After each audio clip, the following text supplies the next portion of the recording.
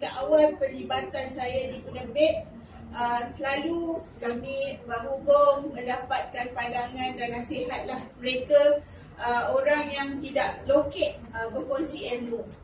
Kami juga berguru dengan guru penerbitan yang sama, seperti saya petik beberapa nama seperti Tuan Haji Hasrul Marun, Profesor Mak Sidin Ishak, Profesor Emeritus Datuk Seri Muhammad Saleh Yaqpa, Prof. Dr. Hamidi Adnan, Prof. Dr. Rospa Hashim, Prof. Kamarul Arifin Matin, sekadar beberapa nama yang selalu berkongsi ilmu penerbitan buku.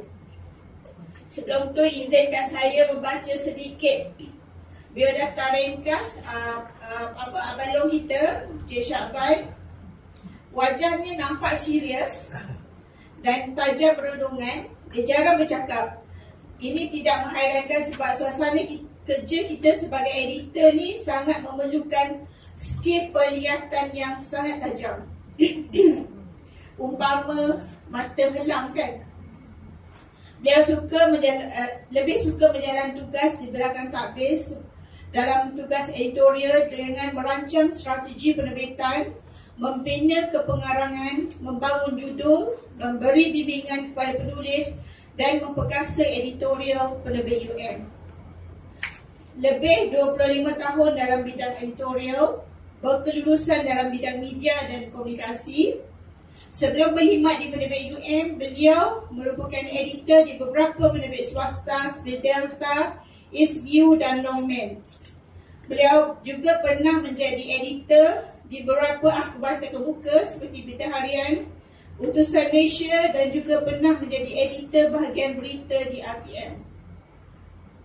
Beliau nampak pendiam, tapi apabila kedua pandangan daripada pemikirannya adalah kata-kata yang sangat bernas. Okey, yang kedua Kak Long kita pula adalah Timbalan Pengarah Penerbit UUM. Puan Rosman mendapat pendidikan sarjana muda Sains Makanan dan Pemakanan daripada UKM, orang sains.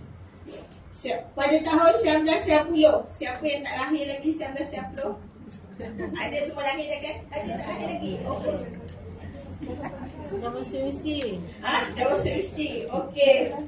Beliau melanjutkan pengajian sarjana pengajian penerbitan di UM pada 2006 dan mula mendapat pendedahan dalam dunia penerbitan sebagai editor majalah dan juga wartawan di sebuah penerbitan swasta di Kuala Lumpur pada tahun 1989 dan 1991. Saya sekolah menengah lagi bersini. Okey, dia memulakan kejayaan sebagai pegawai penerbitan di UUM pada tahun 1991 dan mempunyai pengalaman lebih 3 dekad dalam dunia penerbitan dan industri perbukuan.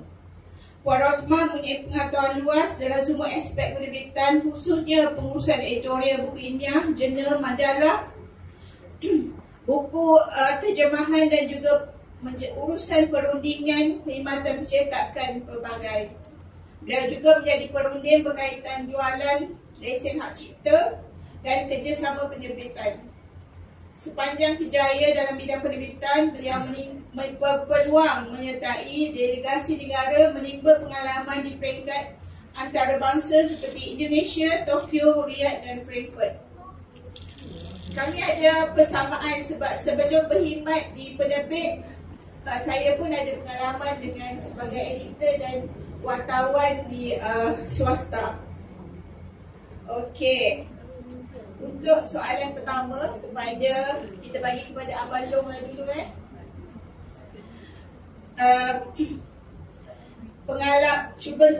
boleh Cik Syakban kongsikan pengalaman dan cabaran yang dihadapi pada peringkat awal kejayaan untuk mendapatkan manuskrip yang berkualiti.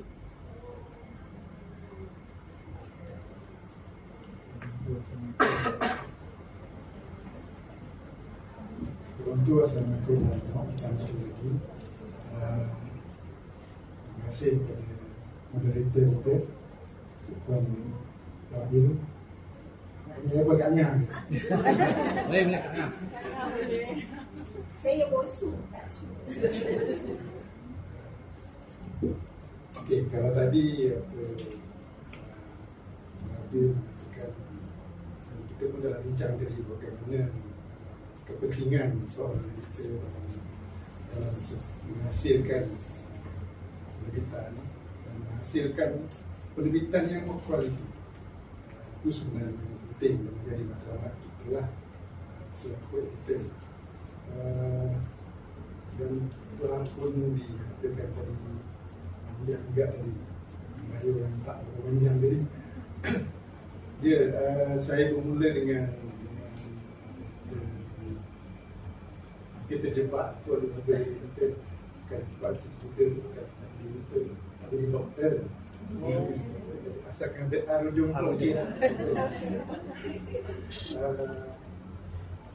jadi bila masuk ke penerbit pada waktu itulah cabaran awal sebelum tadi ialah pada waktu tu manuskrip yang kita terima tak banyak. Mungkinlah pada waktu tu penerbitan bukan menjadi keutamaan pada akademik mungkin, dan juga mungkin masa tu tak dijadikan sebagai KPI untuk kenaikan pangkat ataupun grade pada waktu tu. Jadi kesukaran pada waktu itu ialah untuk mendapatkan manuskrip untuk diterbitkan lah. Satu hal lagi untuk mendapatkan manuskrip yang berkualiti untuk diterbitkan. Jadi option kita pada waktu itu pilihan kita dalam pemilihan manuskrip untuk diterbitkan tu agak sukar lah, mungkin terbatas dari segi pemilihan manuskrip. Itu dia tingkat awal lah. Begitu juga kepentingan kita adalah untuk menghasilkan manuskrip. Di samping manuskrip yang berkualiti ialah manuskrip yang boleh dijual. Kita nilai juga dari segi komersial, boleh pasaran manuskrip. Tak semua manuskrip yang kita rasakan baik boleh dijual. Maksud saya mungkin tajuk kontennya bagus tapi dia punya skop ataupun bidang ataupun terlalu spesifik tajuk yang dihasilkan itu. Jadi kita kalau nak terbitkan buku kena merangkumi semua aspek lah. Jadi walaupun kita kata berkualiti itu, maksudnya dia subjektif, termasuk juga aspek kebolehan pasaran untuk kita hasilkan juga adalah dikira sebagai berkualiti juga. Selain daripada itu, pada waktu tersebut mungkinlah kita masih baru kan. Bila kita masuk dalam bidang hasilan buku ilmiah ni, kita berdepan dengan dalam bidang profesional kita lah, maksudnya akademik. Dan mungkin di situ akan ada mungkin sedikit konflik ataupun masalah dalam komunikasi kita berdepan dengan mereka dalam bidang akademik. Di situlah kita gunakan pengalaman kita belajar berkomunikasi dengan mereka dan menghasilkan hubungan yang baik dengan mereka. Kadang mungkin peringkat awal tu ialah kita mungkin masih baru kat situ, mungkin masih junior, kurang pengalaman. Muhammad ni satu ni nak tunjuk kita, nak bimbing kita kan. Tapi itu saya sebutkan tadi, perlunya ada keterampilan seorang editor, ada kemahiran dan sedikit pengalaman, dan bagaimana kita mencari jalan tengah untuk menghasilkan buku yang terbaik dan memberi kedudukan menang-menang antara penulis dan juga penerbit lah. Dan cara kita kemudian kita membina manuskrip yang berkualiti itulah kita merancang untuk menghasilkan judul, membina manuskrip dengan cara kalau di penerbitnya kita mengadakan secara berkala bengkel dan penerbitan sebagai bimbingan kepada penulis kita, bukan saja kepada ahli akademik di peringkat tinggi, tapi juga pensyarah-pensyarah muda yang akhirnya akan menjadi pelapis kepada mereka. Di samping itu adalah juga kita mengadakan insentif lain seperti pergi ke pihak fakulti dengan mengadakan roadshow kepada mereka dan mengadakan bengkel secara berasingan secara berkala. Saya menjawab ke tidak? Okay. Saya rasa itu saja dulu kita sama. Ya. Kita tanya pula Puan Rosmah, Kak Long kita di penerbit UUM macam mana Puan Rosmah? Okay, terima kasih Puan Moderator dan sahabat Cik Syaban. Peringkat awal kita di penerbit masa tu, universiti pun baru menubuhkan penerbit, nama pun tak ada penerbit kot, unit penerbitan ya. Walaupun saya bekerja tahun 1991, tapi tahun 1995 baru unit penerbitan ditubuhkan. Maknanya sebelum tu saya masuk penerbitan berjalan secara jawatankuasa penerbitan. So dah wujud jawatankuasa penerbitan yang ditubuhkan oleh universiti. Saya rasa semua universiti bermula dengan itu ya, bermula dengan itu jawatankuasa penerbitan. Dan kata Urustia ni adalah ketua pusakawan di library. Jadi dia setiausaha kepada jawatankuasa penerbitan. Jadi kita masa tu saya macam yang pertama lah, kami ada 2 orang pegawai dilantik. Masa tu jawatan kami penyunting untuk menguruskan penerbitan. Sebelum tu yang menguruskan penerbitan AR, penolong pendaftar. Jadi saya begitu saya ambil alih daripada penolong pendaftar yang ada pada masa tu. Apa yang dia bagi, ini nak diterbitkan, so kita pun buatlah proses tu, editing dan terbit. Kita tak tahu apa pasal perancangan judul apa semua. So bila masuk dalam jawatankuasa penerbitan, di bawah ketua pusakawan tu, bos saya, barulah kita lah yang jadi pegawai yang akan sediakan semua dokumen mesyuarat dan sebagainya. Di situ semua diluluskan dalam mesyuarat secara proposal. Tak ada manuskrip lengkap. So penulis kena hantar proposal. Jadi ini ada sebenarnya ada amalan international publisher tahu. Maknanya daripada awal lagi telah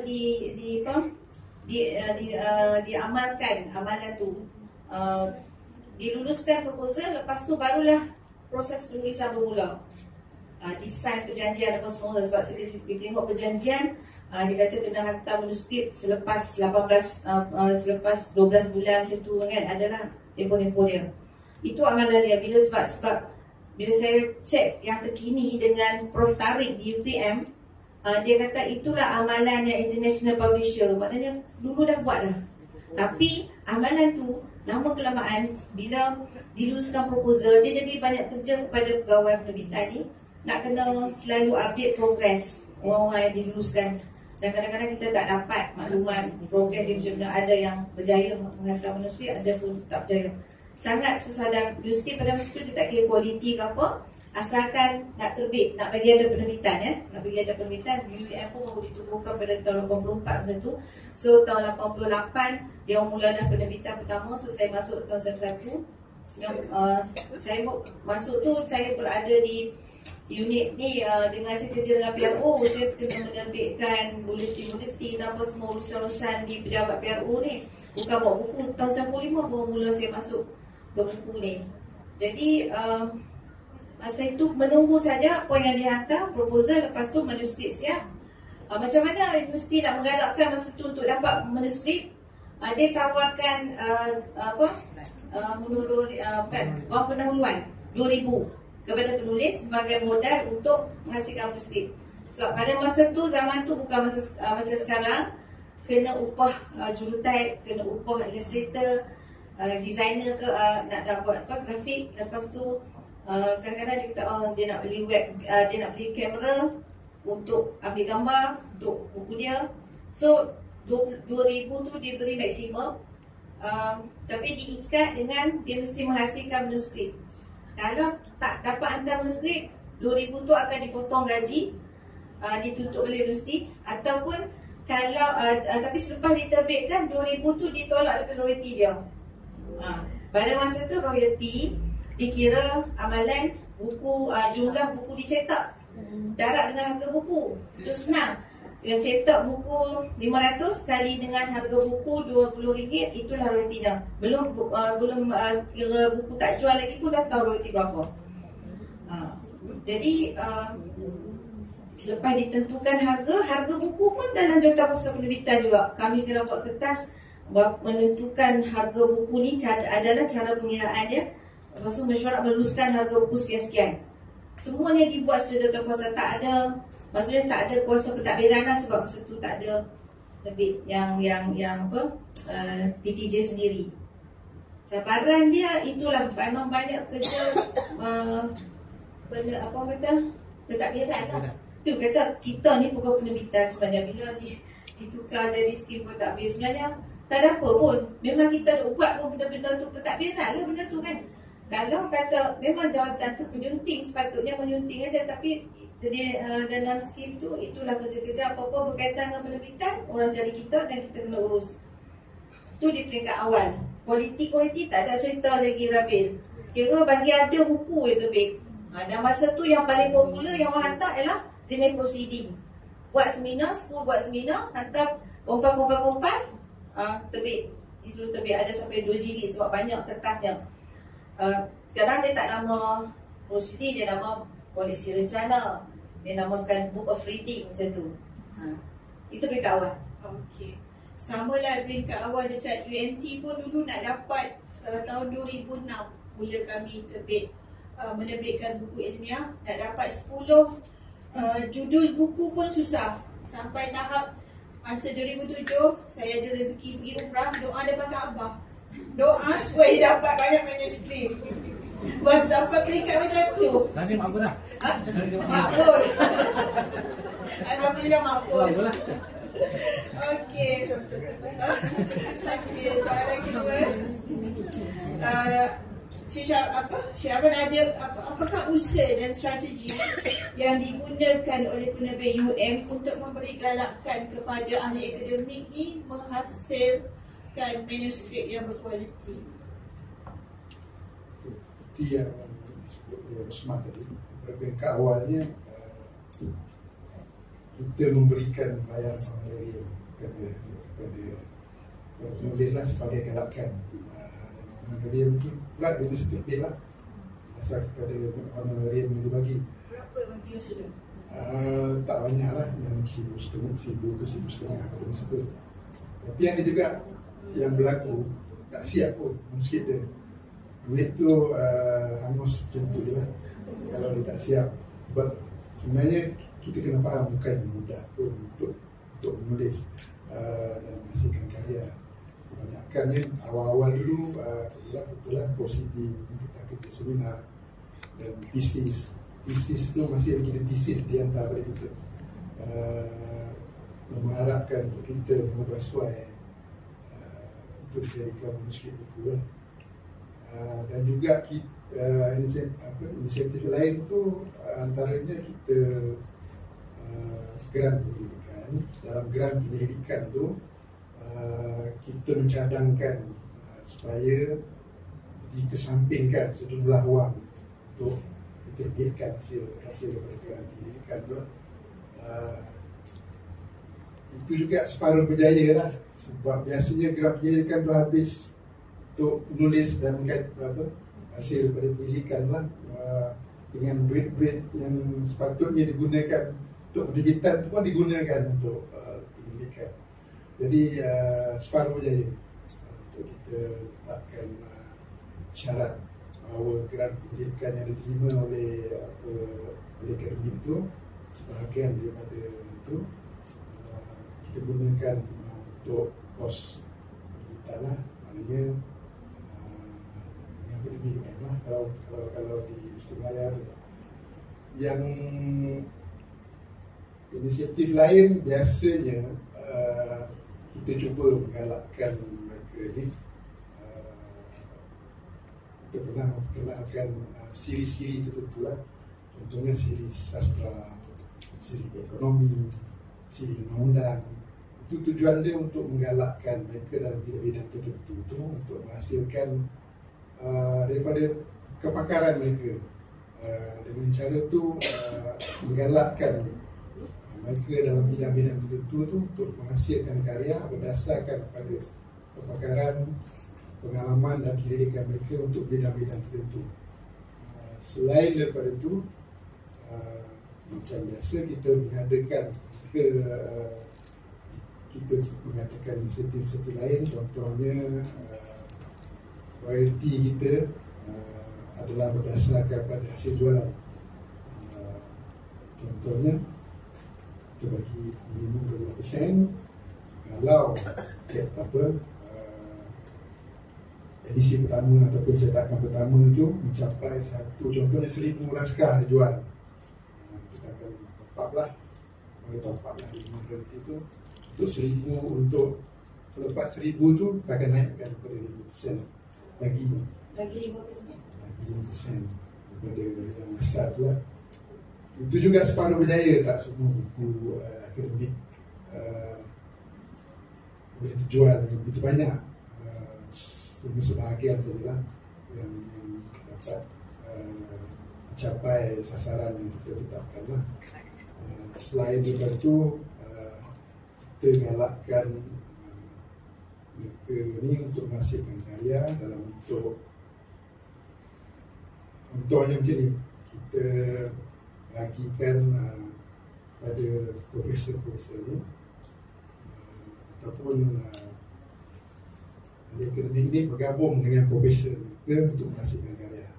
Kita letakkan contohnya sebagai siri malik, maknanya gabungan antara akademik pelapis dan akademik muda bergabung dengan profesor mereka untuk menghasilkan karya. Ini antara inisiatif yang kita kenalkan untuk menggalakkan pada penghasilan karya akademik lah yang berkualiti,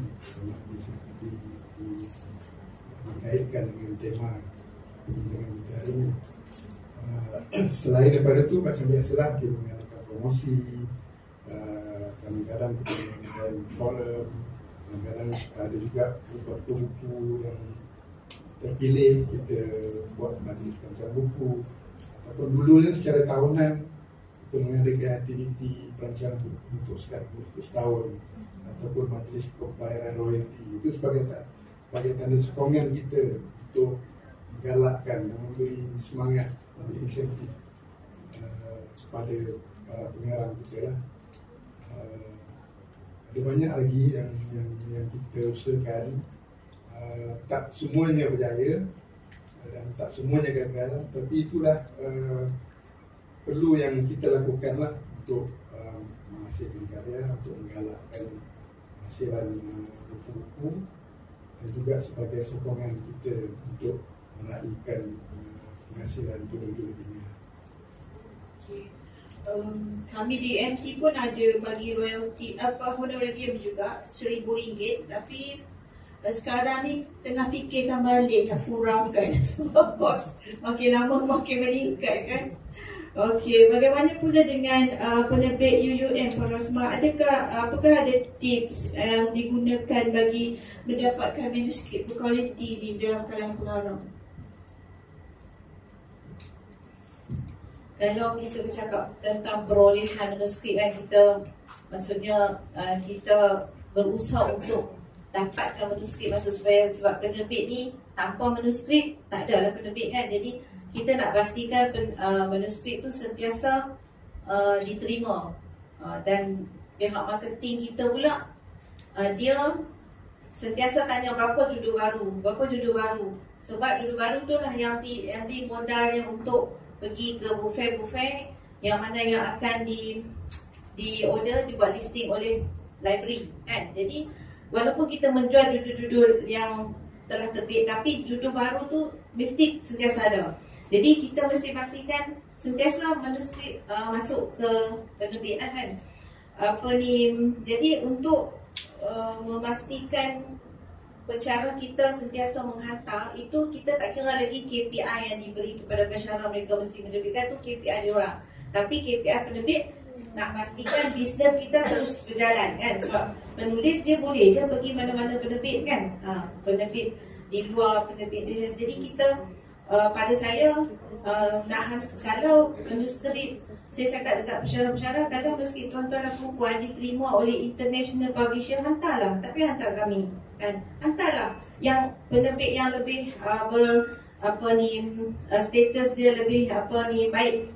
Tapi kalau tak ada tempat dah terbit tu, hantarlah kat kami kan, hantarlah kat kita, sinilah tempat ni. Sebab tu universiti dah sediakan penerbit supaya untuk beri peluang kepada pensyarah kita hak dalaman ni boleh gunakan penerbit sendiri untuk terbit kan. Jadi maka datanglah yang nak kata yang tak berkualiti dihantar ke kita, yang berkualiti dihantar keluar kan.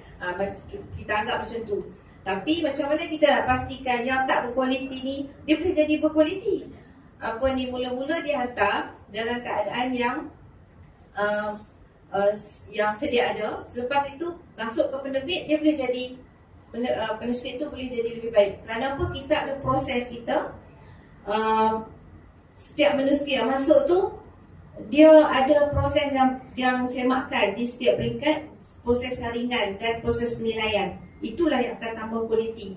Jadi kadang-kadang tu yang datang tu asalnya memang berkualiti, nasib baiklah yang itu memang mungkin penulis tu pun ada bakat menulis dan dia pernah menerbitkan sesuatu, dia ada pengalaman, so kita dapatlah yang baik. Tapi yang baru nak belajar, yang baru nak hantar, baru yang nak memulakan mula aktiviti penerbitan ni, kita kena bimbing. Mula kali kita kena bimbing melalui bengkel-bengkel kita, beri pendedahan tentang format gaya penerbit supaya mereka faham, supaya mereka dapat sediakan manuskrip seperti yang kita nak. Kalau itu kita tak buat, memang kita akan dapat macam-macam. Dan masa tu kita akan fikir nak reject ke macam mana ke. Dan kalau kita tak bagi kita tak jelaskan balik kepada pengarang, maka dia jadi beban pada penerbit. Editor nak kena memperbaiki kualiti tu sebelum terbit. Jadi masalah. Jadi pada saya di peringkat awal tu biarlah kita fahamkan penulis apa yang dia perlu buat, apa yang dia perlu ikut. Kemudian di peringkat seterusnya tu, penilaian di peringkat pakar bidang tu, itu dah bukan skop kita, itu kita serah pada pakar bidang. Tapi kalau yang basic tu tak settle lagi, dia akan jadi masalah di peringkat seterusnya. Dan boleh jadi komen penilai pakar pun akan akan tidak berapa cantik lah, sebab dari awal datangnya tidak dalam keadaan yang sepatutnya. Jadi peranan kita di awal tu nak bimbing penulis ni, tu peranan kita. Memang di peringkat awal, masa kita baru-baru jadi editor, kita rasa siapa lah kita ni mengaji tak tinggi, lulusan ni kita tak ada PhD, yang hantar ni semua PhD, profesor. Jadi kita rasa rendah diri kan. Tetapi sebenarnya mereka itu bidang mereka, tapi bidang penerbitan bidang kita lebih tahu. Jadi kita sebenarnya bila kita dapat menerangkan kepada mereka, mereka sangat menghargai. Dia orang tak marah kita. Dia sangat-sangat, sebenarnya penulis-penulis dia sangat-sangat dahagakan kita punya bimbingan. Macam mana dia nak terbit, macam mana dia nak buat. So kalau kita dapat buat itu, dia akan terus next manuskrip dia cari kita lagi. So kita akan dapat buku yang berterusan daripada penulis yang sama. Dia akan nak terbit lagi. Bila dia lagi faham, lagi lama, dah ada pengalaman, lagilah kita mudah kerja kita kan. Jadi pada saya, bila nak dapat manuskrip tu, kita kena war-warkan, kita kena turun ke fakulti, kita kena buat call for manuskrip, kita kena promosikan penerbit ni. Kita ada email universiti apa semua, kita gunakan saluran yang ada. Kemudian kita buat bimbingan untuk grup-grup yang berminat, atau kita mula dengan grup yang kecil yang berminat nak terbit, dan mungkin spesifik kepada kategori tertentu yang nak tesis ke buku, buat perjumpaan asing, yang nak buat buku syutingan asing, supaya kita boleh fokus.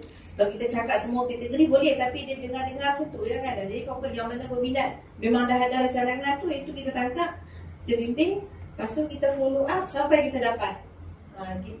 Dia kelemahan di peringkat yang kelemahan yang saya hadapi ni. Lepas bengkel lepas tu kita diam kan, kita tak follow up semua, lepas tu dia hilang.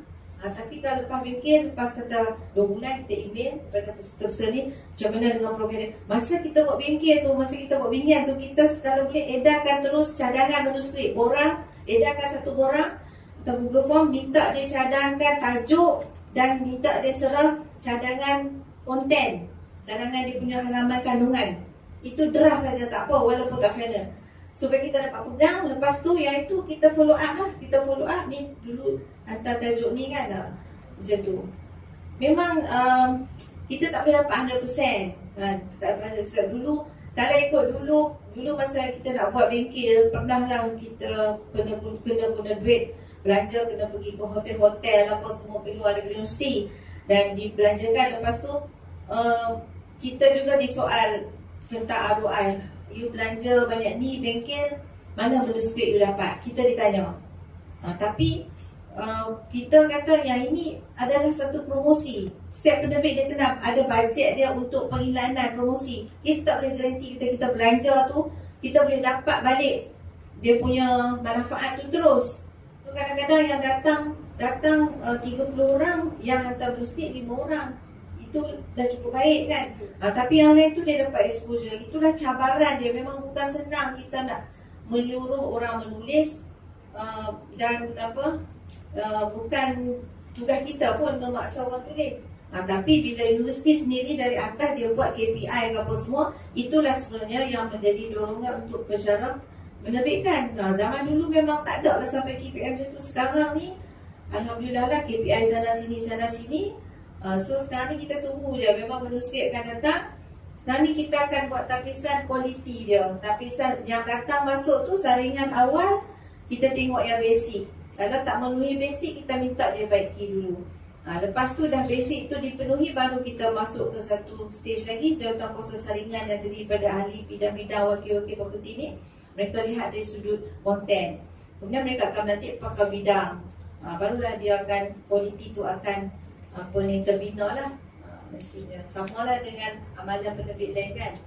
Okey, tentang follow up selepas bengkel tu, Porosma saya pernah berpengalaman lah. Sampai tengok nombor Rabir naik pun dia takut.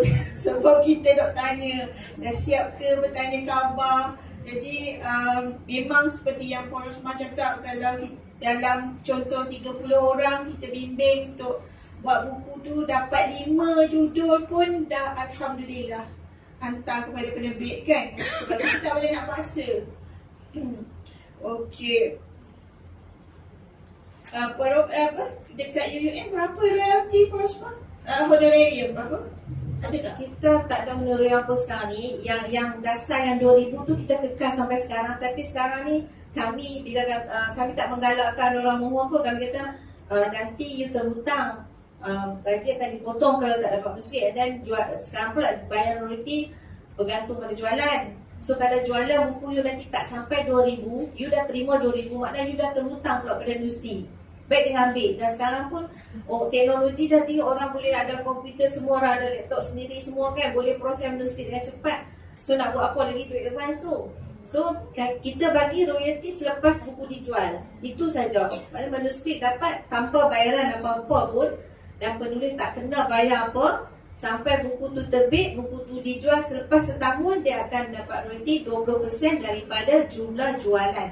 Apa yang dalam akaun lah. Maksudnya jualan buku dia tak semestinya cover price punya harga kan. Kadang-kadang kita bagi diskaun. So apa terkumpul 20% kita kira di situ. Okey. Lepas tu ada macam kalangan ahli akademik, mereka menjadikan KPI menerbitkan buku tu ada setengah lah, bukan semua lah. Ada setengah tu dia nak kejar untuk mendapatkan Profesor Madya. Bila dia dah dapat aim ke profesor, lepas tu satu buku, lepas tu dia senyap, terus tak menulis, tidak berkongsi ilmu. Macam mana Cik Syaban kita nak memujuk ahli akademik yang begini? pandangan saya mungkin tak betul. Saya rasa dia berlaku di mungkin semua tempat pun, di mana pun semua mesti mungkin marilah jawapannya ya dan tidak lah. Ya, sebenarnya mewujudkan KPI itu sebenarnya kalau mereka menerbitkan buku sebagai motivasi pada ahli akademik untuk menghasilkan pembibitan. Jadi sepatutnya mereka menggunakan itu sebagai motivasi untuk menghasilkan karya lah. Jadi dia menghasilkan buku dalam masa yang sama mereka mencapai KPI mereka. Itu sebenarnya tujuan asal dia lah. Dalam masa yang sama itu sebenarnya memberikan kesan positif pada ahli akademik untuk berlumba-lumba lah, berlumba untuk menghasilkan karya, dan akhirnya mereka akan mendapat kenaikan kenaikan grade, kenaikan dari segi penjawatan. Tetapi dia juga unsur negatifnya bila mereka ni sudah mencapai tahap yang tinggi menjadi profesor sebenarnya. Selalunya alasan yang diberikan pada mereka, kenapa korang tak tulis lagi buku seperti sebelum ni. Bila mereka ni dah menjadi pakar, jadi tugas mereka, beban tugas mereka mungkin semakin berat, dan kebanyakan daripada profesor ni tadi diberikan tugasan dan jawatan pentadbiran bila mereka dah berada di peringkat pentadbiran. Jadi ruang untuk menulis tu agak terbatas, dan sebab itulah mungkin betul atau tidak itu kita mungkin boleh bincang lah. Tapi itu sebenarnya adalah sebahagian daripada punca menyebabkan kita tidak lagi menulis. Tetapi masih ramai lagi mereka dalam kalangan pakar bidang ataupun profesor ni masih terus menulis. Malah profesor yang sudah bersara pun, profesor emeritus pun masih terus berkarya. Contohnya di sana, Prof. Omar masih lagi menulis dan menghasilkan buku. Maknanya API itu hanyalah mungkin alasan untuk menjadi sama ada positif ataupun negatif pada penghasilan karya. Itu pada pandangan saya. Jadi berlaku di mana-mana.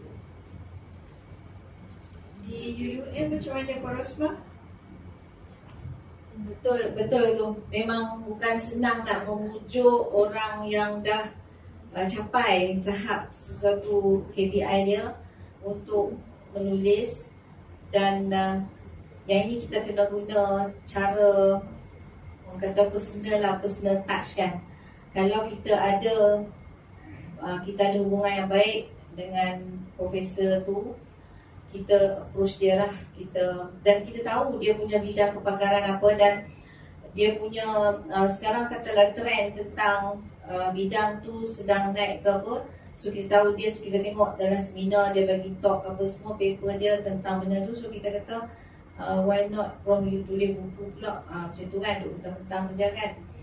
Jadi kita approach dia secara personal. Kalau kita baik dengan dia, berkomunikasi dengan dia, insyaAllah. Tapi pengalaman saya, dia orang ni nak kita bantu. I boleh buat, tapi macam tu kan. So dia nak kita bagi template. Lepas tu dia nak kita dia kata, boleh tak tolong, boleh tak ada staff tolong bantu saya untuk format macam ni. So kita kalau macam kita boleh bantu dia dalam aspek tu, dia orang akan dapat hasilkan manuskrip.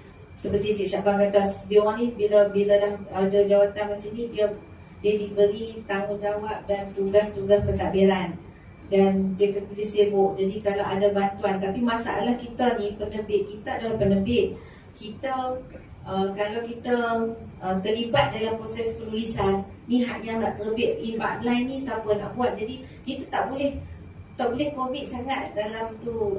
Kita boleh cadangkan, lepas tu kita minta pihak fakulti membantulah dia staf-staf pentadbiran ataupun ada RA ke RO ke, kita bagi minta dia orang bagi kerjasama, lantik di school, di pusat pengajian, ataupun biasanya profesor ni dia akan bersandarkan pada pelajar dia kan. Kalau dia co-author dengan pelajar dia, terbit thesis bersama ke macam mana, baru menjadi. Kalau dia seorang, saya jarang nak jumpa, biasanya kena ada macam tu sebab dia ni orang sibuk kan. Jadi tu ada salah satu kaedah lah yang saya sekarang ni betul-betul saya usahakan ni. Sebab marketing bagi tahu saya dia buku tentang cara nak Viva, cara persediaan untuk hadapi Viva. Dia kata kalau ada orang tulis buku ni, kami nak jual. Mungkin di book fair orang pergi, orang tanya ada tak buku tentang Viva kan. So marketing punya staff kita ni, dia kat pesta buku tu, orang main cari, dia tanya tajuk-tajuk tertentu. So dia orang balik, dia orang bagi kami feedback. So saya pun approach dua orang profesor.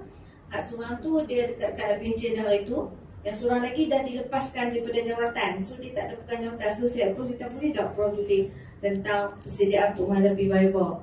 So dia bersedia. Yang seorang lagi dia dah bersara dah, tapi dia dah semula dah.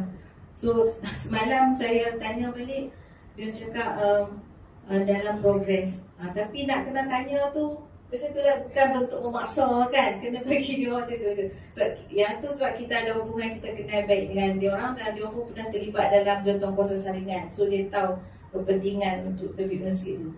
Itu cara dia lah kalau kita nak approach orang macam ni. Sebab kalau sebab saya pun pernah dengar seorang dekan, dia profesor kan, bila saya jumpa dia cakap, bila saya kata saya nak buat taklimat dekat pesara-pesara school ni, dia kata, lepas tu dia panggil lah timbalan dia dia cakap okey, buat tarikh ni jemput dia macam. Lepas tu dia cakap macam saya dah tak perlu dah dia macam tu. So saya macam terasa tersentuh hati juga, macam kalau orang level macam ni, dia rasa dia tak perlu dah macam ni. Orang yang baru nak naik pangkat ni yang kena main terbit. Itu mentaliti kebanyakannya, sebab dia dah sampai ke tu. Tapi sebenarnya saya cuba nak fahamkan mereka bahawa seorang profesor tu, dia kena tunjukkan kepakaran dia tu, dan dia kena tinggalkan buku yang menjadi orang kata rujukan dalam bidang dia tu. Barulah dia boleh bersara dengan jayanya lah bagi saya kan. Kalau bersara macam tu, tak tinggalkan buku yang boleh menjadi rujukan dalam bidang dia, saya rasa kurang orang kata kesajanaan dia tu, ilmu dia tu tak dapat nak disebarkan kan. So saya sentiasa kempen kepada mereka, saya kata tinggallah buku. Sebab baru ni Dr. Hamidi dia kata manusia harimau mati meninggalkan belang, Profesor Pensyarah mati meninggalkan buku. So saya guna jadi saya selalu kempen, saya cakap kalau meninggal pun dia jadi ibadah, lepas tu bayaran royalti tu pun menjadi harta kepada keluarga. Lepas tu ilmu yang ditinggalkan tu dapat pahala walaupun kita meninggal. So saya gunakan benda-benda ni lah untuk bagi motivasi untuk dia orang beli buku. Sebab kami memang sedang cuba, sebab UM ni University Management. So dari mana buku management yang menjadi rujukan? Bidang keusahawanan, khusus keusahawanan tu sangat diwajibkan kepada pelajar. Mana dia buku yang keusahawanan yang boleh dibanggakan?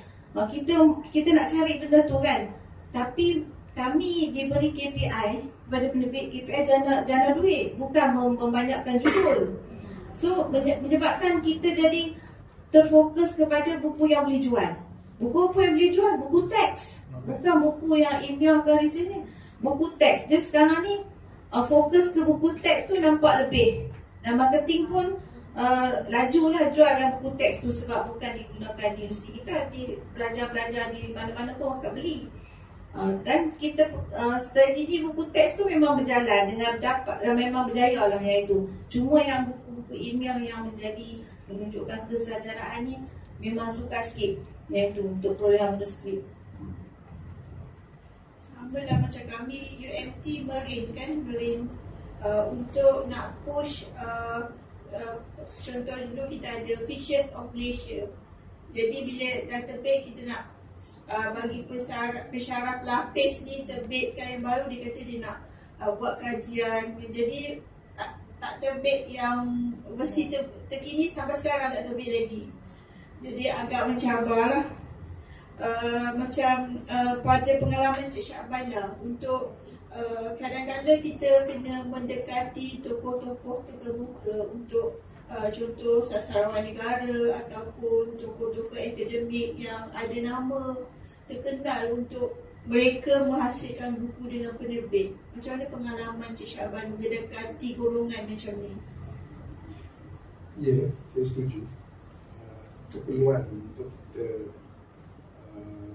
menggalakkan atau mendekati golongan sastrawan ataupun pakar-pakar bidang itu lah. Supaya seperti yang saya sebut tadi, kesarjanaan itu menjadi legasi yang akan mereka tinggalkan pada masyarakat lah, pada masyarakat umum dan kita juga. Selain daripada itu, selain daripada pakar-pakar bidang dan juga sastrawan juga, kita juga perlu mendekati penulis-penulis profesional. Kita tidak saja di kalangan ahli akademik memang menghasilkan karya-karya ilmiah, itu sudah semestinya. Tetapi ada juga penulis-penulis profesional dalam bidang kepakaran mereka. Contohnya kita menggalakkan penulis-penulis profesional dari kalangan kita ada menghasilkan buku daripada hakim, daripada peguam, daripada pakar bedah, daripada ahli muzik. Mereka ni patut kita dekati dan galakkan juga untuk menghasilkan karya dengan karya berbentuk ilmiah berdasarkan pada pengalaman dan juga keprofesionalan mereka. Itu mereka juga perlu kita dekati. Kita tidak hanya tertumpu kepada ahli akademik untuk menghasilkan karya ilmiah. Kita buka peluang kepada mereka ni untuk menghasilkan karya-karya yang sedemikian rupa. Dalam masa yang sama, selain daripada pakar-pakar bidang juga, kita di penerbit UM kita mengadakan siri supaya untuk mengekalkan, untuk meneruskan mereka-mereka dalam pakar bidang ni ataupun ilmuwan ni tadi untuk terus menghasilkan karya. Kita letakkan siri itu sebagai siri cendekiawan. Jadi kita beri insentif lah pada mereka ni, mungkin dalam bentuk ganjaran kewangan RM10,000 untuk satu lah menghasilkan buku. Mereka juga diberikan keistimewaan lah. Mereka ni pun dah pakar bidang ilmuwan, jadi tak perlulah melalui penilaian pakar bidang. Itu satu galakan pada mereka lah. Nanti kan satu bulan nilai mereka dah pakai, jadi itu sebagai motivasi dari mereka. Dan kita juga memberikan macam biasalah, selain pada penulis kita berikan diskaun pengarang kan untuk ilmuwan ni tadi, kita berilah diskaun yang lebih lah. Dan nama mereka saja sudah cukup untuk bantu kita berjual buku tu. Itu salah satu insentif atau cara kita untuk mendekati mereka. Dan selain daripada itu kita menganjurkan bicara wara ataupun forum supaya mereka ni dapat kita sentiasa dekat dengan pembaca dan juga dapat menjadi motivasi kepada penulis lain lah untuk menghasilkan karya sebagaimana yang dicapai oleh mereka. Okay. Macam Rospa, untuk kita korek manuskrip yang berkualiti dari fakulti tu macam mana pendekatan yang penerbit UUM buat? Kami sekarang ni saya guna strategi yang mudah lah, yang abang kata tak payah nak keluar modal banyak. Setiap tahun kami akan aturkan roadshow ke fakulti-fakulti. Itu memang kami buat. Sebab pengurusan fakulti ni dia bertukar. Ada dekan bertukar setiap tahun. Lepas tu di bawah fakulti, di bawah pusat pengajian, dia ada jawatan kuasa penerbitan pusat pengajian. Ada pengurusi dia. Pengurusi ni pun setahun naik dekan lain, tukar pula pengalihkan. Jadi kefahaman tentang prosedur manuskrip pun semua nak kena explain balik kan. Jadi itu memang kita akan buat. Kita akan buat tiap-tiap tahun. Lepas tu bila kita buat, kita pegang dia punya pengurusi dan kuasa penerbitan tu, kita kata jawatan kuasa penerbitan dia pun bila jadi pengurusi, dia pun nak dia tunjuk kata dia buat kerja kan. So kata dia nak buat seorang tak boleh, kerjasama dengan penerbit. Saya kata you atur bengkel, cari orang yang nak hadir tu, panggil kami. So kita tak nak pening-pening nak buka open apa bengkel, lepas tu tunggu pendaftaran kita yang uruskan bengkel tu, tak. Kita suruh jawatan kuasa penerbitan school yang uruskan bengkel tu, cari tempat, kos makan dia lah tanggung kan. Cari tempat, cari orang, kita nak pergi bagi ni je, bagi taklimat ataupun bagi panduan bimbingan. Itu senang sebab dan kita kata kat dia, cari terpulang kalau ada grup nak ikut kategori, buku teks lain dan syutingan lain, buatlah. Banyak bengkel pun tak apa. Lepas tu staff saya pun pandai pula. Dia kata kalau buat di luar pensyarah suka pergi kat luar. Jadi kan kalau dia pun ada bajet, dia pun buat di luar. Jadi pagi kita pergi ke tempat yang kita nak ajukan bengkel. Jadi dengan cara tu penerbit tak payah keluar kos ni nak buat bengkel. Kita nak ambil yuran, lepas tu kita pastikan ada untung apa semua, pening nak anjurkan benda tu. Jadi saya tak mau pening biar school yang anjur. Kita pergi sebagai pakar bidang, pakar rujuk, kita pergi bidang penerbitan, kita buat training yang diuruskan school. Lepas tu kadang-kadang school ni dia kata dia tak ada duit, tapi kami bagi royalty pada school, pusat pengajian.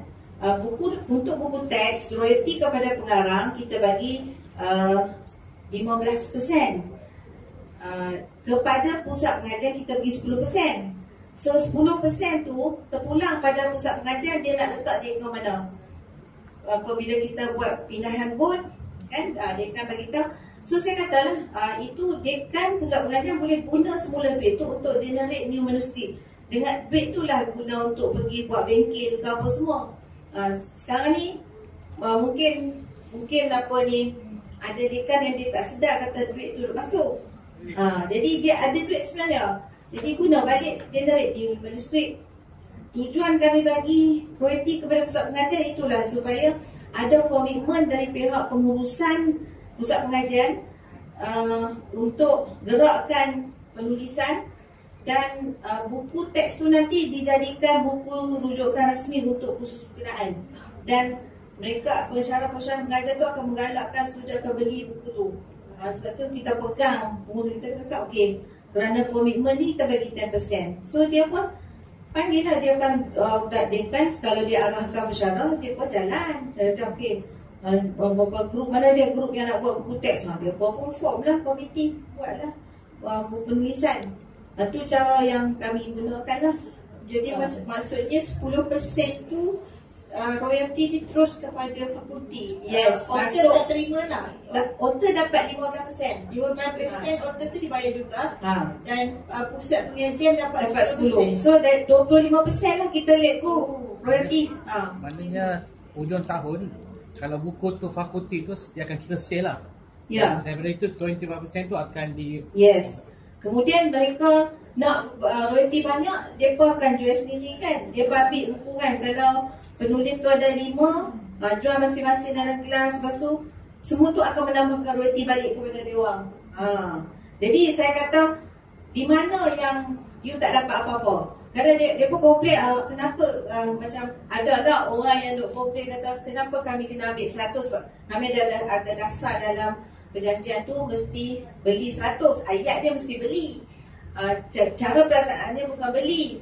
Saya kata ambil buku, jual dulu, duit tu daripada pembeli. You bagi balik kat kami 55%, you ambil diskaun 45%. Situ dah dapat dah 45% untuk pengarang. Kemudian hujung tahun, awal tahun depan dia dapat lagi royalty. So saya kata penerbit ni boleh terus terbit buku je, dapat balik modal je. Tak ada apa-apa untung banyak kat penulis balik. So banyak cerita. Yang komplain sekarang ni yang ada 100 itu sebenarnya orang tu tak beli buku pun.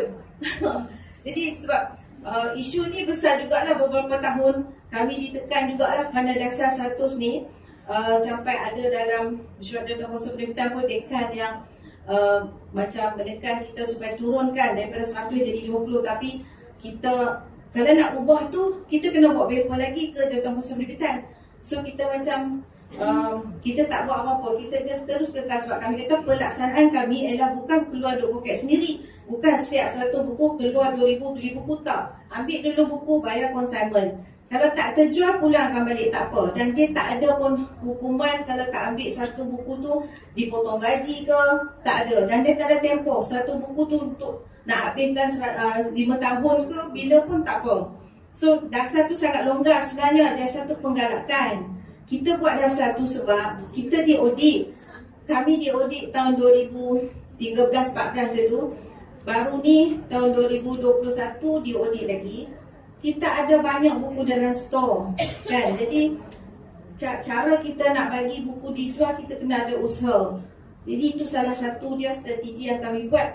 Kerana kami kata buku diterbitkan bukan nak simpan dalam store, mesti dijual. Sekarang ni strategi kami ialah kurangkan jumlah penerbitan, jumlah cetak. Kita tak cetak banyak-banyak. Kalau macam judul untuk ilmiah tu, kita dah tahu dah permintaan dia tak banyak, macam buku syutingan semua memang dia dapat KPI marah, KPI kenaikan pangkat semua, tapi untuk jualan kurang kategori ni. So kita akan cetak jumlah yang sedikit, kita tak nak simpan banyak dalam store. Kalau ada sambutan, ada jualan, kita boleh ulang cetak. Sebab kami ada run, kami punya section percetakan sendiri. Apa minimum dia apa? Ya? Minimum cetakan yang kata kurang. Minimum, okey. Kami dengan digital copy kita boleh cetak 50 pun boleh. Macam buku syutingan lah ni kami pastikan tak lebih daripada 100. Mula cetak 100 dulu, kalau habis, habislah. Kalau tak ada permintaan, tak cetak dah. Macam tu. Kalau macam yang memang dari awal lagi macam Kutek dah dikenal pasti dah jumlah student berapa orang. So yang tu kita boleh markup sikit. Kalau 300, 500 boleh. Kalau student dia 1,000, boleh cetak 500. 300 sebab untuk pasaran luar lagi. So yang itu sekarang ni kami sangat berhati-hati lah sebab kita tak nak lah. Kita minta ruang tambahan untuk besarkan store pun tak dapat. Satu je store. Jadi sampai bila kita nak besarkan store, lebih baik kita kurangkan jumlah. Pastikan buku dijual. Itu. Dia Puan Moderator. Okey, terima kasih Puan Rosmah. Okey, kita tanya pada Encik Syakban lah sebagai editor senior kita ni akan bersara tidak lama lagi. Apakah nasihat Encik Syakban kepada adik-adik junior untuk mempertajam dan meningkatkan kemahiran seorang editor tu?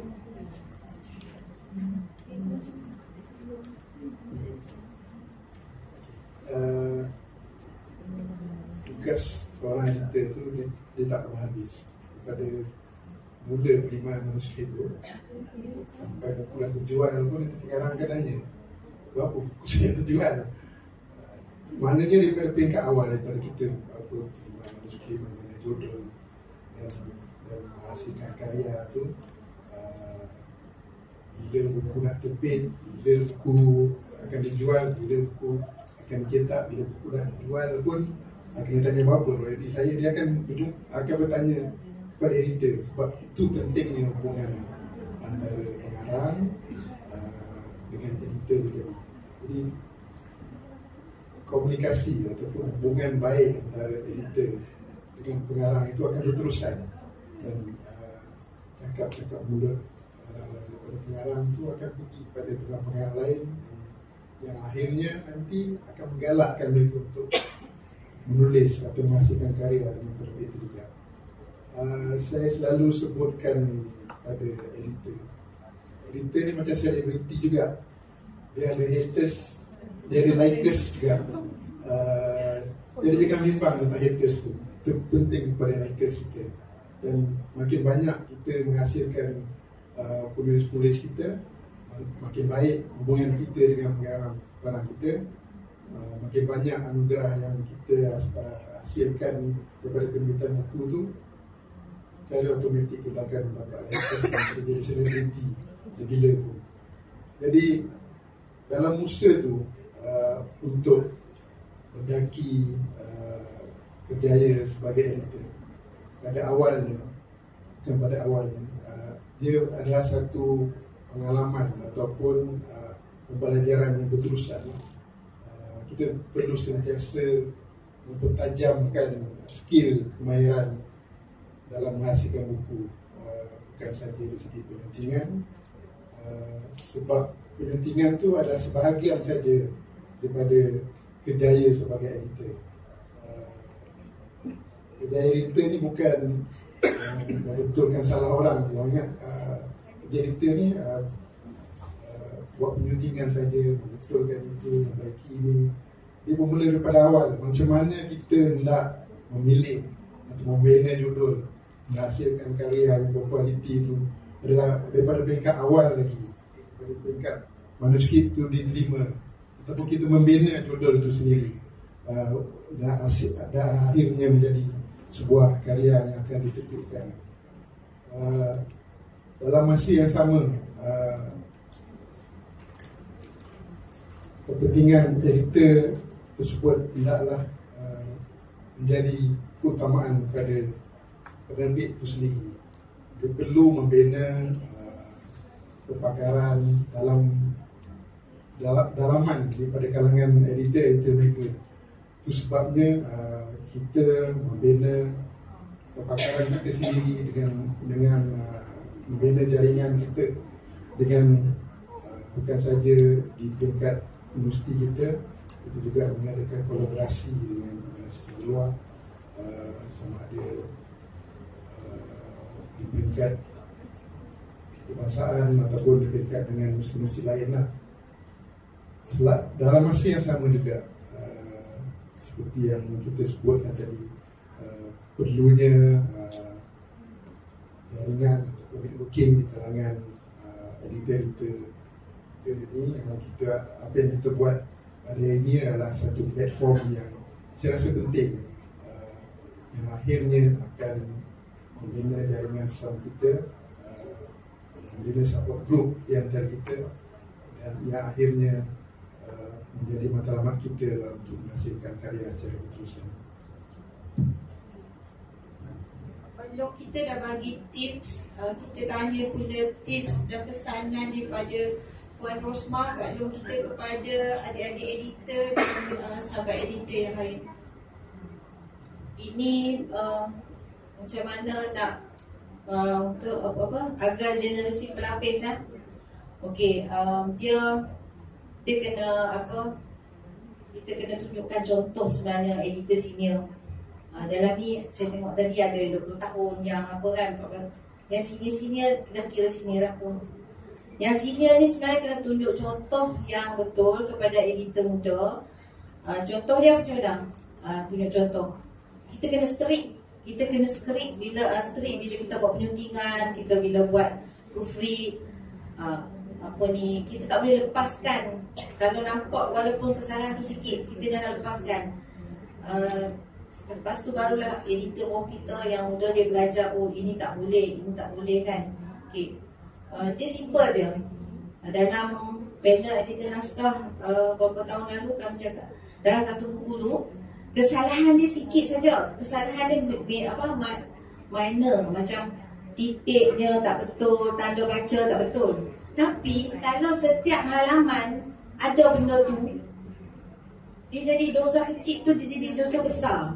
Sebab banyak halaman, kita ada titik je kan. Tapi setiap page ada.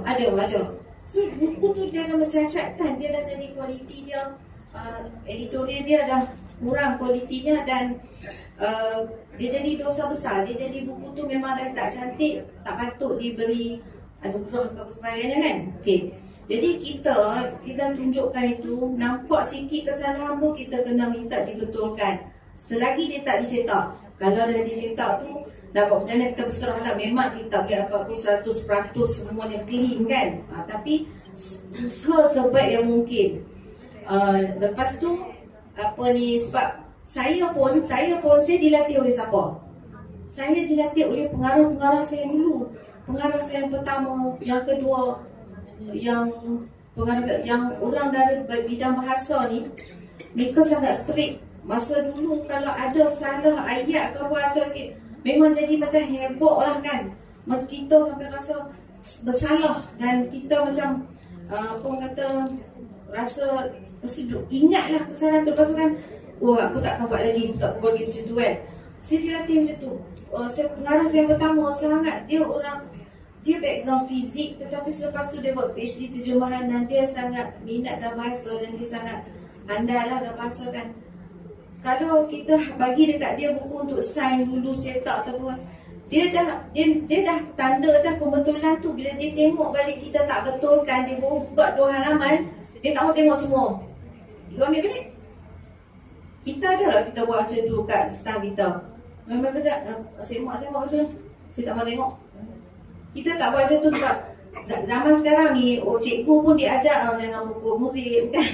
Jadi kita kena berhemah semua. Jadi kita tak boleh nak strict macam kita buat kita dulu. Saya pun tak tahu nak baca cerita. Saya bersedia orang garang dengan saya, tapi saya tak boleh nak garang dengan orang. Tu kelemahan saya. Saya tak boleh buat garang-garang macam tu. Tak apalah, saya terus semak lah. Habis saya semak semua, saya tanda semua. Mungkin macam saya sanggup tanda semua, nak tunjukkan ini salah, kena betulkan. Supaya tujuan mereka belajar designer apa, typesetter ke apa, dia tahu boleh tadi macam ni kan.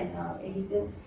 Itulah sebenarnya kita ada zaman kami tu. Jadi contoh-contoh ditunjukkan pada masa tu. Nama kami punya pengarah tu Dr. Hasna Ibrahim. Lepas tu dapat yang terkini tu Datin Mina. Datin Mina ni pun orang bahasa juga. Dia seorang yang sangat teliti. Dia kita bagi apa pun dia mesti baca dan dia akan semak betul-betul dia. Walaupun minit mesyuarat semua, dia akan betulkan bahasa. So di situ saya belajar banyak bila orang strict. Jadi contoh-contoh ditunjukkan sebab saya tak ada senior, sebab saya yang senior kan. Saya dah ada penyunting yang pertama, pegawai ni kan. So dia latih oleh pengarah. Lepas tu kita kena latih pelapis kita macam tu. Jadi bukan tujuan nak mendera orang, tapi kita nak tunjuk kata inilah dia dalam bidang kita, inilah dia. Kalau kita tak pegang pada ini, kita tak ada apa kan. Kenapa perlu ada editor? Sebab ni tak ada orang yang nak buat benda ni. Hatta kalau macam orang akademik pun dia dah tak kisah sangat. Dia asal nak buku dia terbit saja. Dia hantar tu, dia harap kita baiki. Okay, macam mana kita nak kurangkan beban kita?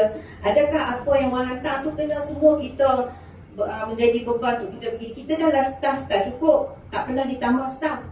Jadi sekarang ni, zaman sekarang ni, saya buat macam ni. Saya educate balik penulis. Kalau saya kata kat editor saya, kalau kita tak mau kerja kita teruk, kita suruh penulis tu baiki sendiri. Maksudnya kita tunjuk kata beliau dia kan, kita nampak tak ikut format APA, kembalikan, suruh dia hantar yang ikut. Kembalikan video tu. So you tak payah lah, you edit dah ringan dah sekarang. Kita banyak lagi nak buat. Lepas tu dalam teks yang decide tak ada dalam senarai. Lepas tu kita bagi kat kita, suruh dia semak dan pastikan semua. Jadi banyak orang kata kita pulangkan balik kat dia. Jadi baru dia tahu kenapa manuskrip dia lambat diterbitkan, sebab dia berpunca pada manuskrip asal tu. Saya sekarang ni ke arah tu nak tunjuk, Prof, ini semua ni tak ada sumber, tak ada apa ni kan. Saya Malaysia check memang tak ada. So bila kita beritahu dia tahu, jadi dia faham lah sikit kenapa lambat. Kalau tidak, kita terima, lepas tu kita diam, kita tak berkomunikasi dengan dia, dia akan kata dia dah hantar 2 bulan dah, tak ada apa. Dia ingat dia bagi the best, padahal kita ni duk pening dengan manuskrip dia. So kita cuba educate pengarang yang faham tentang editorial ni. Last tentang ni saya nak bagi sikit tips. Ni ulang kaji je ni. Siapa yang ambil sarjana pengajian penerbitan, Hariza Rabi tak tahulah, saya pun dah terlupa dah. Semalam saya cari balik, dapat dah 12C, prinsip 12C yang editor kena pegang. Pertama, konsisten. Kedua, correct. Tak kira lah susun macam mana. Lepas tu, coherent, credible, completeness, courtesy, concrete, content, consideration, clear, concise, context. Dalam kita uruskan sikit, peganglah pada yang ni. Dia tak lari, ni je. Kami belajar dulu 12C. Prinsip 12C. Masuk keluar exam tu. Lepas tu saya kata, maksudnya dulu saya ingat saya lupa cari balik kan. Jadi dia tak lari. Konsisten tu nombor satu lah. Dia salah tu lain cerita. Konsisten kan. Kalau you guna gaya tu, you konsisten lah. I tak kata gaya you salah kan, tapi you konsisten. Kalau you nak buat macam tu, you buat macam tu. Daripada buku surat 1 sampai buku akhir. Ini sekejap macam ni. Kalau dia nak italic ke nak bold, sebenarnya you nak yang mana. Itulah konsisten tu sangat-sangat ni lah. Dan itu yang apa, orang kata kadang-kadang tu bila lama-lama dia jadi kita macam dah tak kisah sangat benda tu. Tapi sebenarnya konsistensi tu sangat-sangat penting lah. Dia bukan salah atau betul, tapi konsisten. Okay? Okay, terima kasih Puan Rosmah. Saya buka jika ada soalan ataupun ada mana-mana daripada DBP ke nak share tips mendapatkan kualiti penerbitan yang kualiti. Ada Puan Amala? Puan Jaja ada? Ada tips daripada rakan DBP ke? Cuma dia nampak pasal bayang ke? Bersabar, bertenang. Ada soalan tak?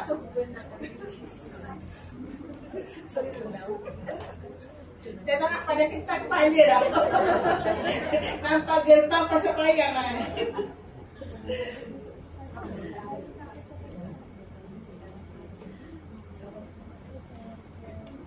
Tak ada ya? Tak ada soalan ya? Semua dah hilang fokus ya? Okey, tak apa. Esok pagi kita belajar perkongsian daripada editor naskah terbaik Puan Amala dekat sini esok pagi. Ada setengah hari. Lepas tu boleh shopping. Petang ni sempatlah sejam lebih sampai pukul 6 kan? Okey, dapatlah kita daripada perkongsian ilmu daripada Puan Rosmah, Cik Syakban tadi. Seorang editor tu tugas tidak habis, berterusan. Walaupun dah habis buku kita diterbitkan, kita masih perlu menjalinkan komunikasi yang baik dengan pengarang supaya ada lagi manuskrip yang dihantar dan mereka tidak sering menghantar manuskrip pada kita. Okey, saya serahkan kepada Puan Najwa. Okey, Alhamdulillah. Selesai program kita pada ini. Semoga pengisian program kita pada petang ini mana yang baik dan sesuai untuk diaplikasikan di penerbit masing-masing, kita boleh amalkanlah. Walaupun saya rasa tidak semua polisi dan dasar penerbitan setiap penerbit itu sama, tapi saya rasa objektif kita tetap samalah, iaitu untuk menghasilkan karya ilmiah yang berkualiti, seterusnya dapat disebarkan kepada pembaca dan juga masyarakat lah. Okay, sebagai menghargai panel kita pada petang ini, saya menjemput Profesor Dr. Norma Mustafa, pengarah penerbit UKM, mewakili MAFIM untuk menyampaikan cenderamata kepada panel kita pada petang ini. Dengan segalanya, dengan segala hormatnya saya menjemput.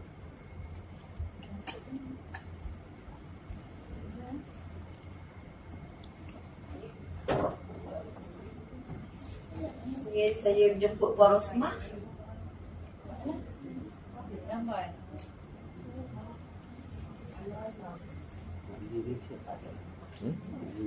payahlah. Ambil gambar.